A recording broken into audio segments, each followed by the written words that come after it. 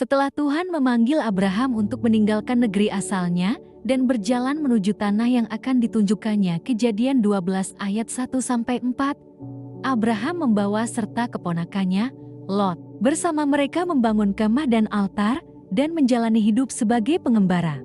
Namun seiring waktu, baik Abraham maupun Lot menjadi sangat kaya dengan ternak, hamba, dan harta benda melimpah. Kejadian 13 ayat 2 dilanjutkan 5-6.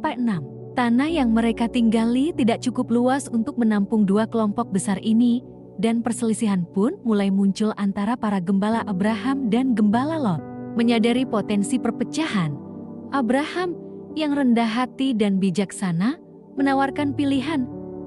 Jika engkau ke kiri, maka aku ke kanan. Jika engkau ke kanan, aku ke kiri. Kejadian 13 ayat 9. Ini menunjukkan sikap penuh damai dari Abraham, meskipun ia sebagai pemimpin dan orang yang dipanggil Tuhan, berhak memilih terlebih dahulu. Lot memandang ke sekitar dan melihat lembah Yordan yang sangat subur dan indah, seperti taman Tuhan. Kejadian 13 ayat 10.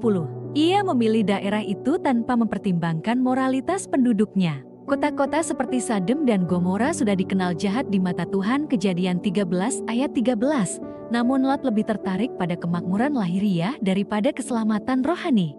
Ini menjadi awal dari serangkaian konsekuensi besar yang akan ia hadapi. Sementara Lot bergerak ke timur dan menetap dekat kota Sodom, Tuhan berbicara kembali kepada Abraham.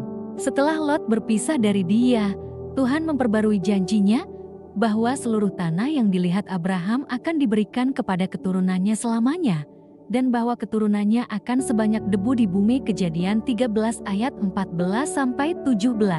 Abraham kemudian menetap di Hebron dan membangun altar bagi Tuhan sebagai bentuk syukur dan penyembahan.